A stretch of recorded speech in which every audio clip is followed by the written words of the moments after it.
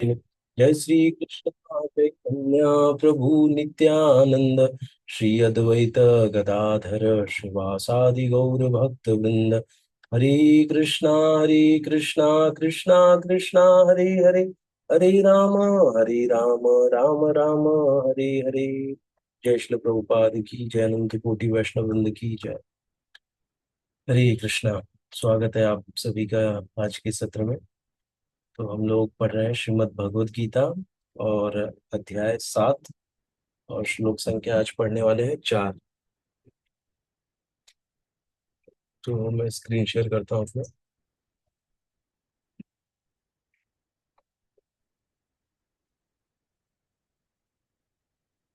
तो हमने अपना बहुत ही महत्वपूर्ण श्लोक पढ़ा था हमने, मनुष्याणाम सहस्रेषु।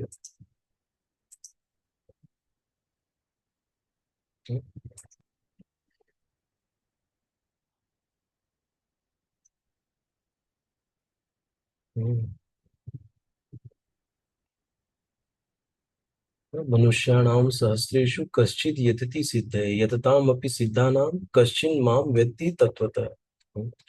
कई हजार मनुष्यों में से कोई एक सिद्धि के लिए प्रयत्नशील होता है और इस सिद्धि प्राप्त करने वालों में से विरला ही कोई वास्तव में जान पाता है ना। मतलब हमने कल पूरा इस पे डिस्कस किया था कि कैसे जो भक्त होता है ना, जो भगवान श्री कृष्ण तक पहुंच जाता है, जो कृष्ण श्री कृष्ण की भक्ति करने लग जाता है, वो क्या है, वो रेयर है ना, बहुत रेयर है। मतलब कितने इससे वो फिल्टर होके वो भगवान का भक्त बनता है ना? ऐसे है। तो आज का हम लोग श्लोका पढ़ने वाले हैं, चौथा श्लोक। ये भी बहुत इम्पोर्टेंट श्लोक है और बहुत बार इसको भी कोट करते हैं जो भी प्रवचन देते हैं। भूमिर अपो अनलो वायुः खम मनो बुद्धिर एव च अहंकार इति यम मे भिन्ना प्रकृतिर अष्टधा। भूमिर आपो अनलो वा अनलो वायुः खम मनो बुद्धिर एव च अहंकार इति मे भिन्ना प्रकृतिर अष्टधा। भूमिरो भूमिर अपो अनलो वायुः खम मनो बुद्धिर एव च अहंकार इति यम मे भिन्ना प्रकृतिर अष्टधा। कोई पढ़ना चाहेगा? हरे कृष्ण प्रभु जी। मैं पढ़ती हाँ पढ़िए माता जी। हरे कृष्ण। भूमि आप भूमि आप अनल वायु खम मनो बुद्धिरेव च अहंकार इति यम मे भिन्ना प्रकृतिरष्टधा। बहुत अच्छा माता जी। और कोई पढ़ना चाहेगा? हाँ, हरे कृष्णा हाँ प्रभु पढ़िए जी। माता जी। पढ़िए पढ़िए। हरे कृष्णा। भूमि भूमि आपणल वायु खम मन बुद्धि एव च अहंकार इति यम मे भिन्ना प्रकृति अष्टधा। हरे कृष्ण। हरी बोल माता जी, बहुत बहुत धन्यवाद। Thank you. तो अभी हम लोग इसका वर्ड टू वर्ड मीनिंग देखते हैं। भूमि पृथ्वी, आपः जल, अनल अग्नि, वायु वायु, खम आकाश, मन मन, बुद्धि बुद्धि, हम्म, हम्म, मन बुद्धि बुद्धि। एक मिनट, कुछ इधर मैसेज आ रहा था। बुद्धि बुद्धि एव निश्चय ही च तथा अहंकार अहंकार इति, इस प्रकार इयम ये सब में मेरी भिन्ना पृथक प्रकृति शक्तियां अष्टधा, 8 प्रकार की। 8 प्रकार की क्या है भगवान की शक्तियां, इसको पढ़ते हुए हम लोग। पृथ्वी, जल, अग्नि, वायु, आकाश, मन, बुद्धि तथा अहंकार, ये 8 प्रकार से विभक्त मेरी भिन्ना अपर शक्ति, अपरा प्रकृतियां हैं। मेरी 8 विभिन्न प्रकृतियां हैं भगवान की, भगवान बोल रहे हैं ना। पृथ्वी, जल, अग्नि, वायु, आकाश, मन, बुद्धि, अहंकार ना। मन बुद्धि अहंकार क्या होता है? हमारा सूक्ष्म शरीर होता है ना। एक स्थूल शरीर है, ये स्थूल शरीर ना इन 5 तत्वों से बना हुआ है। और जो हमारा सूक्ष्म शरीर है इन तीन से बना हुआ है, मन बुद्धि अहंकार। फिर पढ़ते हैं हम लोग तात्पर्य। ईश्वर विज्ञान भगवान की स्वाभाविक स्थिति तथा उनकी विविध शक्तियों का विश्लेषण है। भगवान की विभिन्न पुरुष अवतारों विस्तारों की शक्तियों को प्रकृति कहा जाता है, जैसा कि सात्वत तंत्र में उल्लेख मिलता है। विष्णोस्तु त्रीणि रूपाणि पुरुषाख्यान्यथो विदुः एकम तु महतः स्रष्टृ द्वितीयं त्वदण्ड संस्थितम् तृतीयं सर्वभूतस्थं तानि ज्ञात्वा विमुच्यते। हाँ। सृष्टि के लिए भगवान कृष्ण का स्वांश तीन विष्णुओं का रूप धारण करता है। पहले महाविष्णु है जो संपूर्ण भौतिक शक्ति महत तत्व को उत्पन्न करते हैं। द्वितीय गर्भोदकशाही विष्णु है जो समस्त ब्रह्मांडों में प्रविष्ट होकर उनमें विविधता उत्पन्न करते हैं। तृतीय क्षीरोदकशाही विष्णु है जो समस्त ब्रह्मांडों में सर्वव्यापी परमात्मा के रूप में फैले हुए हैं और परमात्मा कहलाते हैं। हाँ? तो हमने सुना देखा, पहले महाविष्णु है जो संपूर्ण भौतिक शक्ति महत तत्व को उत्पन्न करते हैं। भौतिक शक्ति जो हमने देखा उसको उत्पन्न करते हैं ना, वायु आकाश हम सबको उत्पन्न करते हैं। द्वितीय गर्भोदकशाही विष्णु है जो समस्त ब्रह्मांडों में प्रविष्ट होकर उनमें विविधता उत्पन्न करते हैं ना, हर एक ब्रह्मांड में एक गर्भोदकशाही विष्णु होते हैं वो। फिर तृतीय क्या, क्षीरोदकशाही विष्णु है जो समस्त ब्रह्मांड में सर्वव्यापी परमात्मा के रूप में फैले हुए हैं और परमात्मा कहलाते हैं ना। तो ये क्रम है ऐसा। हाँ? हम्म हम्म तो ये क्या है, क्षीरोदकशाही विष्णु मतलब कौन, जो प्रत्येक कण कण में है ना, जो हमारे अंदर भी है और एक चींटी में भी है और एक छोटे से जो एक कण पड़ा है कण में भी है, एक तृण है वो तृण में भी है। अभी हमको यहाँ से घूमते हुए दिख नहीं रहे, बहुत सारे कण अगर लाइट के सामने लेके आएंगे तो ऐसे बहुत सारे कण पास होते हुए दिखते हैं ना हमको। जब रोशनी ऐसे खिड़की से आती है तो देखिए उसमें कितने सारे धूल के कण दिखते हैं ना, तो उन कणों में हर एक कण में भगवान है क्षीरोदक्षाई विष्णु रूप में। जो भी इन तीनों विष्णु रूपों को जानता है वो भवबंधन से मुक्त हो सकता है। यह भौतिक जगत भगवान की शक्तियों में से एक क्षणिक प्राकट्य है। इस जगत की सारी क्रियाएं भगवान कृष्ण के इन तीनों विष्णु अंशों द्वारा निर्देशित है। ये पुरुष अवतार कहलाते हैं। सामान्य रूप से जो व्यक्ति ईश्वर तत्व कृष्ण को नहीं जानता वह यह मान लेता है कि यह संसार जीवों के भोग के लिए है और सारे जीव पुरुष हैं, भौतिक शक्ति के कारण नियंता तथा भोक्ता है ना। जो कृष्ण के तत्व को नहीं जानते ना, कृष्ण को तत्व से नहीं जानते, कौन भोक्ता है ना ये नहीं जानते, और कौन भोज्य है और कौन भोक्ता है नहीं जानते, इसीलिए वो खुद को ही भोक्ता मान लेते ना, खुद को ही पुरुष समझने लग जाते थे। यही कह रहे हैं हाँ, कि संसार जीवों के भोग के लिए और सारे जीव पुरुष हैं, भौतिक शक्ति के कारण नियंता तथा भोक्ता है। भगवत गीता के अनुसार यह नास्तिक निष्कर्ष झूठा है। प्रस्तुत श्लोक में कृष्ण को इस जगत का आदि कारण माना गया है। श्रीमद् भागवत में भी इसकी पुष्टि होती है। भगवान की पृथक पृथक शक्तियां इस भौतिक जगत के घटक हैं। यहाँ तक कि निर्विशेषवादियों का चरम लक्ष्य ब्रह्म ज्योति भी एक आध्यात्मिक शक्ति है जो परव्योम में प्रकट होती है। ब्रह्म ज्योति में वैसी भिन्नताएं नहीं जैसी कि वैकुंठ लोकों में है। फिर भी निर्विशेषवादी इस ब्रह्म ज्योति को चरम शाश्वत लक्ष्य स्वीकार करते हैं। परमात्मा की अभिव्यक्ति भी क्षीरोदक्षाई विष्णु का एक क्षणिक सर्वव्यापी पक्ष है। आध्यात्मिक जगत में परमात्मा की अभिव्यक्ति शाश्वत नहीं होती। अतः यथार्थ परम सत्य तो श्री भगवान कृष्ण है। वे पूर्ण शक्तिमान पुरुष हैं और उनकी नाना प्रकार की भिन्ना तथा अंतरंगा शक्तियां होती हैं। क्योंकि यही बता रहे हैं कि आध्यात्मिक जगत में जो परमात्मा है वो आध्यात्मिक जगत के बाहर तक परमात्मा है, अंदर परमात्मा कौन, साक्षात भगवान है ना। आध्यात्मिक जगत में भगवान विराजमान है ना? ऐसे वही बता रहे हैं। तो इसकी जो अनुभूति या अभिव्यक्ति है वो भगवान के धाम के बाहर तक ही है। अतः यथार्थ परम सत्य तो भगवान श्री कृष्ण है। वे पूर्ण शक्तिमान पुरुष हैं और उनकी नाना प्रकार की भिन्ना तथा अंतरंगा शक्तियां होती हैं जिसके द्वारा वो सारे कार्य करवाते हैं ना।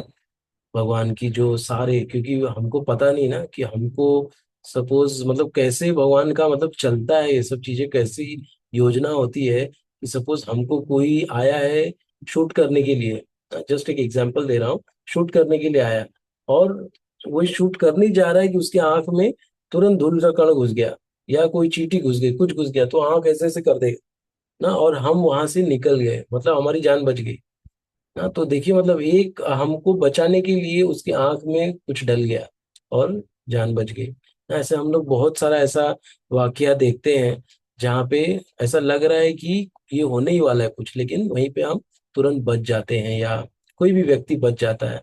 तो ये रहती है भगवान की एक्चुअली योजना। भगवान कहते हैं ना कि राखे कृष्ण मारे के, मारे कृष्ण राखे के ना। यदि कृष्ण चाहते हैं किसी को बचाने के लिए तो कौन मार सकता है ना। अगर कृष्ण चाहते हैं कि ये खत्म ही हो जाए तो कौन बचा सकता है, ऐसा है। तो ये भगवान की अंतरंगा और भिन्ना शक्ति होती है जिसके थ्रू भगवान सब अपना कार्य करते हैं। जैसा कि ऊपर कहा जा चुका है, भौतिक शक्ति 8 प्रधान रूपों में व्यक्त होती है। इनमें से 5 पृथ्वी, जल, अग्नि, वायु, आकाश, स्थूल, स्थूल कहा जाता है, अथवा विराट सृष्टियां कहलाती, जिनमें 5 इंद्रिय विषयक विषय जिनके नाम है शब्द, स्पर्श, रूप, रस तथा गंध सम्मिलित रहते हैं। भौतिक विज्ञान में ये ही 10 तत्व हैं, किंतु अन्य 3 तत्वों को, जिनके नाम मन, बुद्धि, अहंकार है, भौतिकवादी उपेक्षित रखते हैं। दार्शनिक भी जो मानसिक कार्यकलापों से संबंध रखते हैं पूर्ण ज्ञानी नहीं है, क्योंकि वे परम उद्गम कृष्ण को नहीं जानते ना। तो जो कृष्ण को ही नहीं जान रहा है तो सब जान के भी क्या है, जीरो। हाँ, अगर वो उसको सब कुछ पता है, बोलता है मुझे सब पता है, लेकिन कृष्ण के बारे में पूछे, कृष्ण का कहाँ जन्म हुआ, कृष्ण कौन है, हाँ, कृष्ण ने क्या क्या लीला की, नहीं पता। तो वो ऐसा पूरा नॉलेज होके भी क्या है, वो जीरो है। क्यों? क्योंकि जैसे ही वो अपना शरीर त्यागेगा, अगला शरीर उसको क्या मिलने वाला है नहीं पता। क्यों? क्योंकि उसने ना भक्ति की है, ना हो सकता है कुछ अच्छा पुण्य किया होगा जिसकी वजह से उसको मनुष्य शरीर मिल सकता है, लेकिन उसका क्वेश्चन मार्क है ना, कि क्या उसका होगा। एक तो फिक्स है कि वो वापस से किसी न किसी भौतिक शरीर में आएगा ना, ये तो फिक्स है। तो भौतिक शरीर कोई भी हो सकता है ना, मतलब वो भगवान के धाम में नहीं जाएगा, इतना नॉलेज हो के भी, इतना उसने स्टडी किया, जो नई चीज समझ में किसी को आती वो चीज समझ लिया, ज्ञान के ज्ञानी चीज ना, लेकिन भगवान को नहीं समझा तो वो नहीं जा पाएगा ना, उसके लिए दरवाजा नहीं खुलेगा, ऐसे। हम्म दार्शनिक भी यही बताए। फिर मिथ्या अहंकार, मैं हूँ तथा यह मेरा है, जो कि संसार का मूल कारण है। इसमें विषय भोग की 10 इंद्रियों का समावेश है। बुद्धि महतत्व नामक समग्र भौतिक सृष्टि की सूचक है। अतः भगवान की 8 विभिन्न शक्तियों से जगत के 24 तत्व प्रकट है, जो नास्तिक सांख्य दर्शन के विषय हैं। ये मूलतः कृष्ण की शक्तियों की उपशाखाएं हैं और उनसे भिन्न है, किंतु नास्तिक सांख्य दार्शनिक अल्प ज्ञान के कारण यह नहीं जान पाते कि कृष्ण समस्त कारणों के कारण है, जैसा कि भगवत गीता में कहा गया है। सांख्य दर्शन की विवेचना का विषय कृष्ण की बहिरंगा शक्ति का प्राकट्य है। सांख्य दर्शन मतलब क्या, कि एनालिटिकल स्टडी ना, जिसमें कि हम लोग हर चीज को पृथक पृथक करके देखते हैं ना, ऐसे ऐसे जो बोलते हैं ना, जैसे कुछ गुच्छा हो गया धागे का, ना, कुछ तड़ा बोलते हैं, अगर हो गया तो उसको अलग करना है, तो ऐसे ऐसे करके हम अलग करते हैं ना, तो दो चीजें अलग हो जाती है ना, तो उसी को सांख्य कहते हैं। तो यहाँ पे क्या है, ये शरीर और आत्मा ये दोनों अलग अलग है।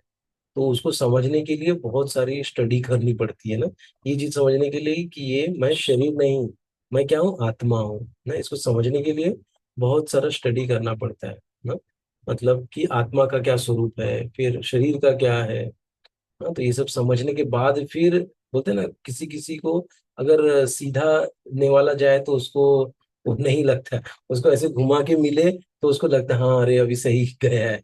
तो कुछ कुछ होते हैं जिनको कि बहुत बड़ा बड़ा एकदम कठिन कठिन शब्दों के द्वारा अगर समझाया जाए तब उनको समझ में आता है ना। आसान शब्द बोलो तो उनको उसकी ना वैल्यू होती है, ना उनको समझ में आता है। ऐसा है। तो उसके लिए ये सांख्य दर्शन है जिसमें पूर्णतया बहुत सारे उसमें बता के वो बताया गया है यही बात कि हम शरीर नहीं, हम आत्मा है। हम्म, हम्म।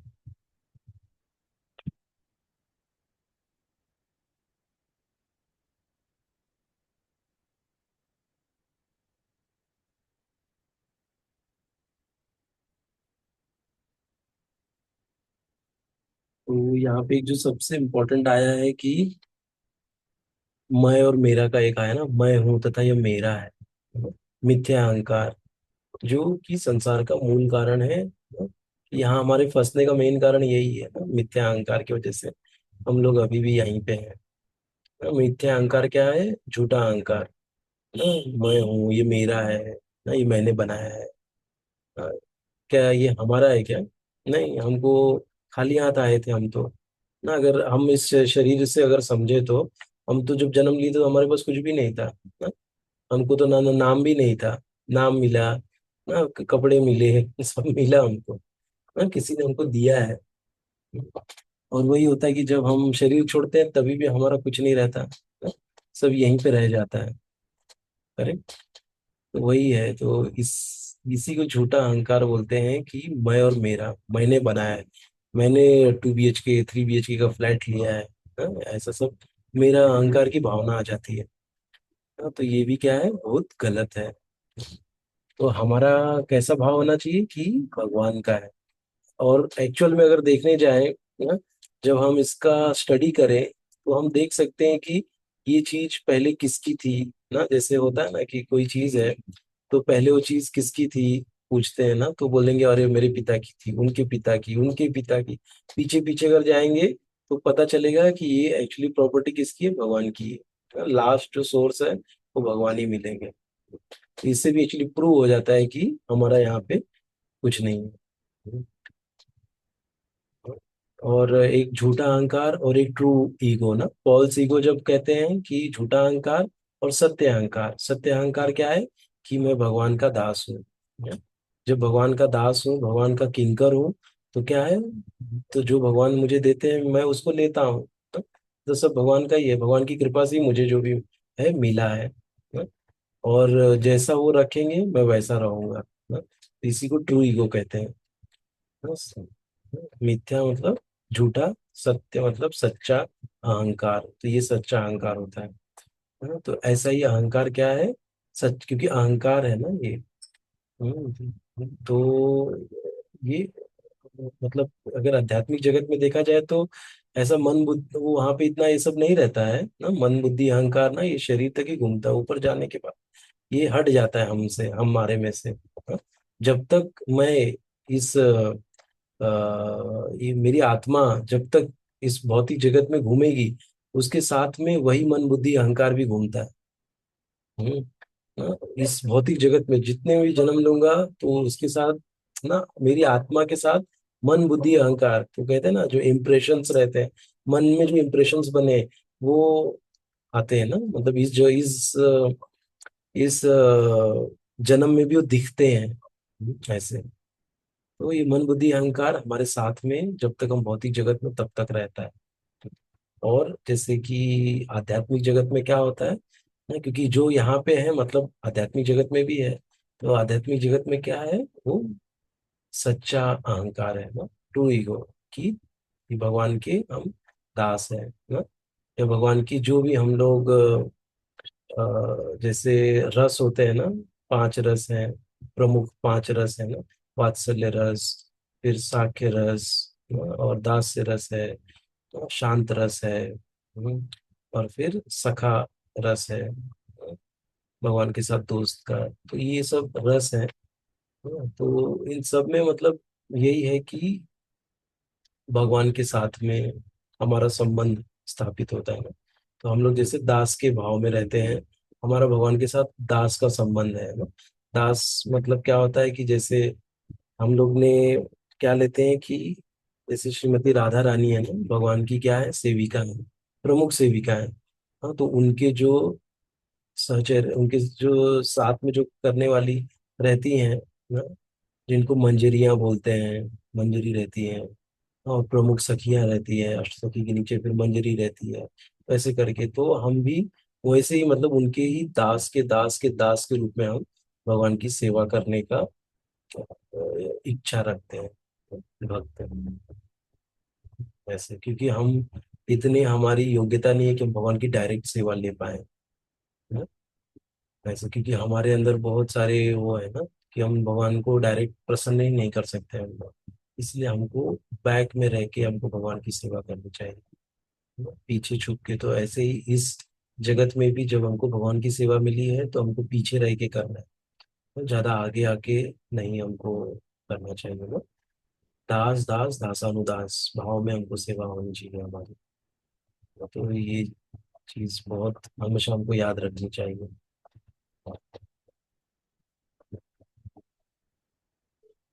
ये था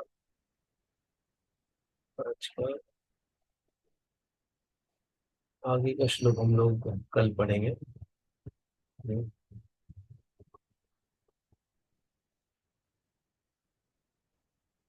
किसी कोई प्रश्न है?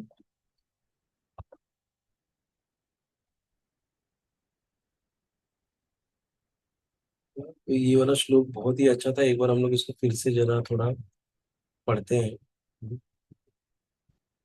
मैं स्क्रीन शेयर करता हूँ एक बार, पढ़ के फिर एंड करते हैं हम लोग। हमको ना ये श्लोका याद होने चाहिए। तो हमको अष्टधा, ना अष्टधा है तो अष्टधा क्या है? ये है ना, भूमिर अपो अनलो वायुः खम मनो बुद्धिर एव च अहंकार इति यम मे भिन्ना प्रकृतिर अष्टधा भूमिर अपो अनलो वायुः खम मनो बुद्धिर एव च अहंकार इति में भिन्ना प्रकृतिर अष्टधा। ये चीज अगर हम बार बार बोलेंगे हमारे लिए एकदम आसान होगा। फिर एक एक शब्द को हम बोलेंगे, भूमिर अपो अनलो वायु खम मनो बुद्धिर एव च।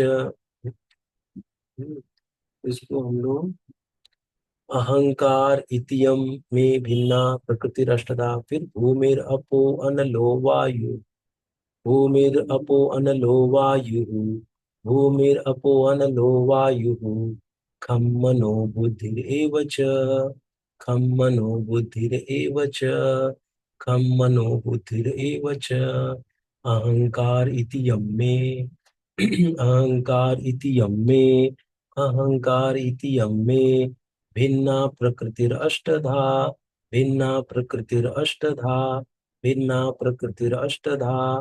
फिर एक साथ बोलेंगे, भूमिर अपो अनलो वायुः खम मनो बुद्धिरेव च अहंकार इति यम्मे भिन्ना प्रकृतिरष्टधा भूमिर अपो अनलो वायुः खम मनो बुद्धिरेव च अहंकार इति यम्मे भिन्ना प्रकृतिरष्टधा।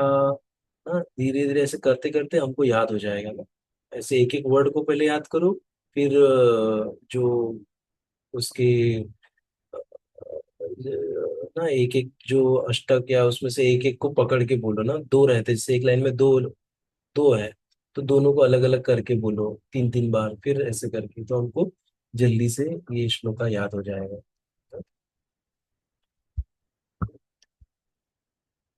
तो भूमि मतलब पृथ्वी, आप मतलब जल, अनल मतलब अग्नि, वायु मतलब वायु, खम मतलब आकाश। है ना? तो ये क्या है, संस्कृत के वर्ड है, तो ये भी हमको याद हो जाएगा। क्या होता है ना कि ये जब हमको याद रहेंगे ना, हम देखते हैं कि मैं भी सुनता हूँ जैसे श्रील प्रभुपाद जी का जो प्रवचन देते हैं श्रील प्रभुपाद जी ना, उसको मैं सुनता हूँ तो उसमें मैं देखता हूँ ना, प्रभुपाद जी क्या करते हैं, श्लोका बोलते हैं और श्लोका बोल के वो उस पॉइंट को एक्सप्लेन करते हैं ना। ये श्लोका अगर जैसे अपने को याद आ जाएगा तो क्या हो जाएगा, हमको पूरा सब कुछ याद आ जाएगा हमने उसमें क्या क्या चर्चा किया था ना। तो हम किसी एक चीज के ऊपर कम से कम 15 से 20 मिनट बोल सकते हैं। क्यों? क्योंकि हमारे सामने वो पूरा श्लोका आ गया। और फिर हम श्लोका में क्या पढ़े थे ना, मैं मेरा, ना ये पढ़ा था हमने। फिर हमने क्या पढ़ा, और कि क्षीरोदक्षाई विष्णु, गर्भोदक्षाई विष्णु, हाँ, महाविष्णु, हाँ, तो ये सब हमने पढ़ा। कण कण में विष्णु है ना, वो कौन से विष्णु है, क्षीरोदक्षाई विष्णु है। और ऐसे कर करके हम लोग क्या करेंगे, वो पूरा याद आ जाएगा। जब पूरा याद आ जाएगा तो हम तुरंत उसको बोल सकते हैं ना। स्थूल शरीर और सूक्ष्म शरीर। स्थूल शरीर में क्या क्या है, 5 तत्व हैं। और जो सूक्ष्म शरीर है उसमें 5 तत्व, 3 तत्व है, मन बुद्धि अहंकार ना। तो अहंकार क्या है, मिथ्या अहंकार क्या है, उसके ऊपर ना ऐसे करके फिर हम लोग ज्यादा बोल सकते हैं। जैसे ये जो श्लोक है हमको स्ट्राइक होगा तो हम ज्यादा इसके ऊपर और बोल सकते हैं ना। ऐसे तो इसीलिए श्लोका को याद करना बहुत जरूरी है। और क्या होगा कि जैसे हमारी उम्र बढ़ रही है ना, तो ये श्लोका का एक और पॉजिटिव इफेक्ट है संस्कृत का, कि जो श्लोका याद करते हैं उनकी बुद्धि बहुत शार्प होती है, बहुत ही शार्प होती है। और वो जल्दी भूलते नहीं। तो जैसे क्या होता है कि जब व्यक्ति बूढ़ा होता है तो उसको अल्जाइमर करके एक बोलते हैं बीमारी, कि भूलने की बीमारी हो जाती है ना। तो जो श्लोका को बार बार पठन करेगा वो कभी भूलने की उसको बीमारी नहीं होगी। इतना मतलब क्यों, क्योंकि वो हमेशा याद कर रहा है श्लोका को, उसका दिमाग काम कर रहा है, दिमाग की नसें उसकी एक्टिव है। क्यों, क्योंकि वो याद कर रहा है श्लोका को ना। ऐसे तो इसीलिए कभी भी हम मरते दम तक हमको श्लोका याद करते रहना है। हाँ, जब तक हम लोग आखिरी सांस ना ले लें तब तक ये आदत डालिए। क्योंकि क्या है कि हमने इसकी प्रैक्टिस नहीं की है ना, तो हमको टफ जाता है। लेकिन जिस चीज को, जिसको बार बार, जिस व्यक्ति को आप मिलेंगे ना, आप उसको जानने लग जाएंगे। उसको कैसे मिलना है, उसको क्या पसंद है, उसको कैसे उसको खुश करें ना, ऐसे करके। तो ये भी क्या है, ये भी साक्षात भगवान है, भगवान से मिल रहे हैं हम लोग, एक श्लोका याद कर रहे हैं तो ना। तो वो हमको वो खुद ही सब सिखाएंगे, कैसे याद करना है, कैसे बोलना है ना। ऐसे तो धीरे धीरे हम लोग ये चीजें सीखने लग जाते हैं। इसीलिए बार बार, लेकिन क्या है कंडीशन, बार बार मिलिए, बार बार श्लोका से मिलिए ना। तो बहुत आसान हो जाएगा याद करना भी, और उसको और रिपीट भी करना है फिर ना। जैसे आज आपने पढ़ा, फिर आप एक बोल सकते हैं कि मैं भगवान जी के सामने जाऊंगा, आज जो भी श्लोका याद किया उसको जाके सुनाऊंगा भगवान को सवेरे उठ के ना। तो एक श्लोका एक दिन में याद करिए, फिर उसको रिवीजन भी करना है, नहीं तो हम भूल जाते हैं। हाँ, तो जितने श्लोका याद किए भगवान के सामने जाके बोल दीजिए आप। हाँ, तो ये भी एक सेवा है, कर रहे हैं आप भगवान की ना।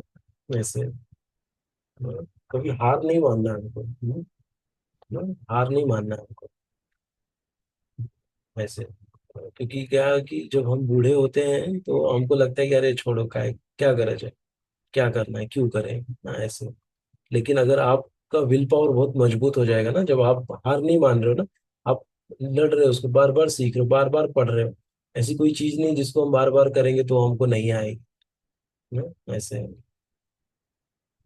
और ये तो क्या है, आध्यात्मिक चीज है। आज हम ये याद कर लेंगे, हो सकता है हम अगले जन्म में ना जाएं भगवत धाम, लेकिन ये श्लोका सब हमको याद रहने वाले हैं, तुरंत याद आ रहेंगे सब, जितना हमने मेहनत की रहेगी ना।